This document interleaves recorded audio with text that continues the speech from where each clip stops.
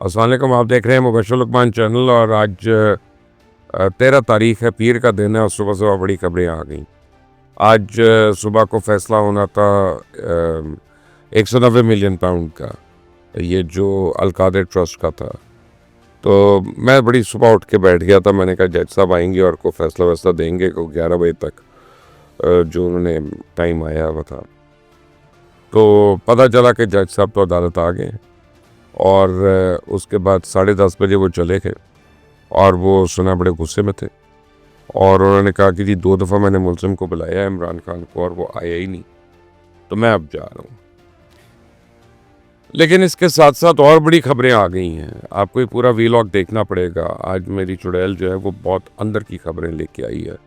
आसिफ अली जरदारी के मुतल्लिक लेके आई है, बिलावल भुट्टो जरदारी के मुतल्लिक लेके आई है, हुकूमत के बारे में लेके आई है, और ख़ास तौर पे अब चुड़ैल का कहना है कि मुज़ाकरात में एक नया ट्विस्ट आ गया, बिल्कुल जैसे हिंदी फिल्मों में होता है कि एक अननेचुरल ट्विस्ट जो है वो आ जाता है सडनली, तो उसी टाइप का ट्विस्ट आना शुरू हो गया। लेकिन आज सुबह को जब अदालत की सुमात शुरू हुई है तो जज नासिर जावेद राना जो थे उनको काफ़ी वो इस्तराब में थे। उन्होंने 2-3 दफ़ा बुलवाया है मुलजिम इमरान खान को, वो नहीं आया, तो उस वजह से फ़ैसला अब मौखर हो गया और मज़ीद अब बताया जा रहा है कि ये 17 तारीख को सुनाया जाएगा। अच्छा, फ़ौरन पाकिस्तान तहरीक इंसाफ की जो लॉयर्स की टीम है लेड बाय बैरिस्टर गौहर, वो उन्होंने प्रेस कॉन्फ्रेंस की और उन्होंने आते ही कहा कि ये गलत बात है। हमें कल बताया गया था कि आज 11 बजे फ़ैसला आना है, हम 11 बजे अदालत पहुंच रहे हैं। तो यानी ये 10:30 बजे की बात है कि जब उन्होंने प्रेस कॉन्फ्रेंस शुरू की, तो ये पहले कैसे उठ के चले गए 10:30 बजे वहाँ से, इनके जहन में क्या है। और फिर उन्होंने कहा कि बुशरा बेगम जो है वो भी रास्ते में है, जेल आ रही है, यानी अदालत आ रही है वो, तो उनको पता नहीं पता चल गया कि नहीं पता चल गया, लेकिन बहरहाल वो उनका कहना था कि वो रास्ते में है। फिर उनका ये कहना था कि जज साहब को इतनी जल्दी क्या थी कि 11 बजे का टाइम था, तो वो 10:30 बजे क्यों उठ के चले गए।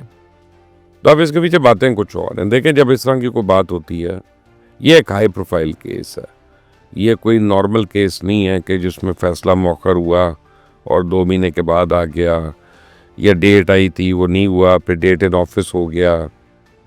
ये एक हाई प्रोफाइल केस है और इसके ऊपर पूरी दुनिया की नज़रें हैं, सिर्फ पाकिस्तान की नज़रें नहीं हैं।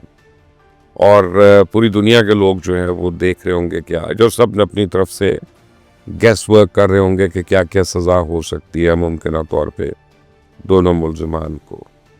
अच्छा, फिर सलमान अकरम राजा ने उसी प्रेस कॉन्फ्रेंस में बैरिस्टर गौहर के साथ उन्होंने एक जो स्टेटमेंट दी है, वो जो स्टेटमेंट दे रहे थे उसमें से आपको जवाब भी मिलेगा। उन्होंने कहा कि जी ये 15 तारीख को जो मुज़ाकरात शुरू होने ये बड़े अहम हैं और हम नहीं चाहते इसमें कोई डील हो या ऐसी कोई बात हो, लेकिन असूल के ऊपर होने चाहिए। तो अब लगता ही है कि ये मौकर करने का फ़ैसला दोनों साइडों से, हुकूमत से भी और तहरीक इंसाफ से भी, कि जी ये 15 तारीख को देख लें कि लास्ट में अब ये बेल कैसे मंडे चढ़ेगी और ये अब क्या फल दिखाती है, क्या रंग लेके आती है। तो now suddenly everything becomes more complex and more interesting. और पहली बारी मैं आपको ये बताने लगा हूँ कि अगर आप तहरीक इंसाफ के फॉलोअर हैं तो पहली बारी आपके लिए खबर है कि शायद वाकई पीछे कोई नेगोशिएशन हो रही है। और ये इतना आसान बात नहीं है कि 2-2 दफ़ा 3-3 दफ़ा फ़ैसला मौखर कर दें। 2-2 दिन के गैप से, पहले दिसंबर में आना था, फिर जनवरी के पहले हफ्ते में आना था, फिर 13 तारीख को आना था, तीसरी दफ़ा ये मौखर होना, ये अननेचुरल बातें हैं कि 2 हफ्ते के अंदर 3 दफ़ा अगर ये हो जाता है डिले, तो this is not normal. This means के को खिचड़ी पक रही है। अब वो खिचड़ी क्या पक सकती है? तहरीक इंसाफ के लिए तो यह इमरान खान के लिए सियासी मौत है कि मुज़ाकरात के सिलसिले में अगर वो रिहाई ले लेते हैं, तो वो पब्लिकली तो ये दे रहे हैं कि जी हम अपने कारकुनान की रिहाई की बात कर रहे हैं, अपनी नहीं। और सच्ची बात यह है कि इमरान खान डेस्परेट है अपनी रिहाई के लिए, इसमें भी कोई दो राय नहीं है, लेकिन वो कह नहीं रहा। तो अब उसकी जो मुज़ाकरात की टीम है वो कह रही थी हमें खान साहब ने नहीं कहा, लेकिन हम खुद से उनकी रिहाई का मुतालबा ज़रूर करेंगे। तो रिहाई तो होनी नहीं है उस पर। लेकिन एक और बात जिस पे समझ आ सकती है कि क्या हो सकता है, वो ये कि अबूरी हुकूमत कोई आए, और अबूरी हुकूमत आए और इसको अगले 1-1.5 साल ले जाए इलेक्शंस के अंदर। वो अबूरी हुकूमत जो है वो कौमी हुकूमत की शक्ल में भी हो सकती है, क्योंकि इस वक्त जो सिचुएशन है, कोई भी जमात जो है वो अपोजिशन में नहीं रहना चाहती। ना तहरीक इंसाफ, ना नून लीग, ना पीपल्स पार्टी, ना JUI, ना MQM, ना जमात इस्लामी। कोई भी जमात शायद ये अफोर्ड ही नहीं कर सकती कि वो अगले 2 साल 3 साल अपोजिशन में रहे और अपने आप को यानी बिल्कुल ही वाइप आउट होने दे। अब PMLN जो है वो इस वक्त सबसे वीक विकेट पे है, क्योंकि बिलावल भुट्टो जरदारी जो उनकी बड़ी ख्वाहिश है कि वो वज़ीर आज़म बन जाए। तो पीपल्स पार्टी में भी काफ़ी लोग हैं जो काफ़ी कुछ दिनों से आप समझें कि वावेला किया हुआ है कि बिलावल भुट्टो जो है अगले वज़ीर आज़म के तौर पे आ सकते हैं। तो अब मुझे चुड़ैल जो खबर लेके आई वो कहने लगी बिलावल भुट्टो की वज़ीर आज़म बनने की ख्वाहिश जो है उसमें सबसे बड़ी रुकावट तो आसिफ अली ज़रदारी साहब है। तो क्योंकि एक बात जो एक आम आदमी नहीं सोच रहा, और मैं देख रहा हूँ कि टेलीविज़न पे भी या हमारे दीगर मेन स्ट्रीम चैनल्स पे भी, यूट्यूब पे भी किसी ने अभी तक ये बात मेंशन नहीं की है कि आसिफ अली ज़रदारी साहब इस वक्त सदर पाकिस्तान हैं। तो बिलावल भुट्टो अगर वज़ीर आज़म बनते हैं तो फिर आसिफ अली ज़रदारी साहब को अपनी सदारत छोड़नी पड़ेगी। क्या वो उम्र के इस हिस्से में पहुंच के अपनी टर्म को फॉरगो कर देते हैं? ज़रा सा मुश्किल है। मेरा ख्याल है कि वो अपनी टर्म पूरी करनी चाहेंगे। तो यही चुड़ैल की आर्गूमेंट है कि बिलावल भुट्टो ज़रदारी की वज़ीर आज़म बनने की ख्वाहिश के सामने अगर कोई रुकावट है तो वो उसके अपने घर में, अपनी पार्टी में है। लेकिन कौमी हुकूमत कब बन सकती है? कौमी हुकूमत अगले 1-2 महीने में नहीं बन सकती, क्योंकि मई में आपको पता है मई में बजट आना है, और अभी आपने IMF के आगे दोबारा नाक से लकीरें काटनी है, और IMF को बहुत यकीन दहानियाँ करानी है। सो जो भी कुछ होगा वो मई या जून आप समझे बजट आने के बाद होगा। 2025-26 का जो बजट आएगा उसके बाद ही कोई कौमी हुकूमत की बातचीत हो सकती है, अगस्त-सितंबर में जाके। और उसके लिए काफ़ी लोगों ने अपनी लॉबिंग शुरू कर दी है। एक वफाकी वज़ीर, साबिक वफाकी वज़ीर ने एक काफ़ी बड़ा थिंक टैंक भी बना लिया। अब वो किसके कहने पे बनाया ये भी सबको पता है, वो किसके इशारों पे बनाया वो भी कोई आपको गैस वर्क करने की ज़रूरत नहीं है। दो इस वक्त मौजूदा हुकूमत के अंदर जो वफाकी वज़रा हैं वो बड़े ख्वाहिशमंद हैं उस पोस्ट के लिए। फैसल वाडा साहब जो हैं वो बड़े डेस्परेट हैं कि किसी तरह वो सिंध के CM बन जाएं।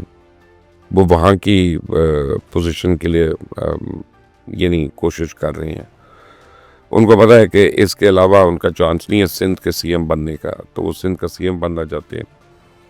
क्योंकि कौमी हुकूमत अगर आती है तो फिर वो जो हमने बड़ा अरसा हमेशा एक बात सुनी है कि 1.5 साल की 2 साल की नेशनल गवर्नमेंट आए और वो इकोनॉमिक मामलात को स्टेबलाइज कर दे, तो वो बड़ी ख्वाहिश है सारों की। क्योंकि जो सियासी माहौल है पाकिस्तान का और जो सियासी रस्साकशी चल रही है इस मुल्क में, वो इस मुल्क को एक भंवर में घुमाई जा रही है और इसको निकलने नहीं दे रही है। तो और कोई भी सियासी जमात जो है वो दूसरे के लिए गिवन नहीं करना चाहती, वो कोई उसको एक्स्ट्रा यार्ड नहीं देना चाह रही। तो ऐसे में जो नेशनल गवर्नमेंट है वो एक आइडियल सिनारियो होगा इस क्वागमायर से निकलने का, इस दलदल से निकलने का। लेकिन हुमा किसके सर पे बैठेगी और कौन वज़ीर आज़म होगा, इसका मेरा ख्याल है अभी बात करना ये क़ब्ल अज़ वक्त है। लेकिन अब ये ज़रूर मैं कह सकता हूँ कि जो 15 तारीख को नेक्स्ट राउंड शुरू हो रहा है मुज़ाकरात का, ये शायद इसमें कोई ना कोई सूरत हाल ज़रूर निकल आए। हालांकि अभी तक हुकूमत और अपोजिशन या तहरीक इंसाफ ये बरमला कह रहे हैं कि इन मुज़ाकरात में अभी तक कोई पॉजिटिव चीज़ नहीं हुई है, क्योंकि दोनों एक दूसरे को डॉच कर रहे हैं। पाकिस्तान तहरीक इंसाफ कह रही है असल मुज़ाकरात तो पीछे से होनी है, एस्टेब्लिशमेंट से होनी है। हुकूमत कह रही है कि ये जो मुज़ाकराती टीम है PTI की, इनके पास कोई इख्तियार ही नहीं है, ये हर चीज़ के लिए दौड़ के अडियाला जाते हैं, फिर अपनी डायरेक्शंस लेके आते हैं, टाइम वेस्ट कर रहे हैं। लेकिन अब ये लग रहा है कि शायद इसमें एक ट्विस्ट आ रहा है, और ये ट्विस्ट बड़ा अहम है।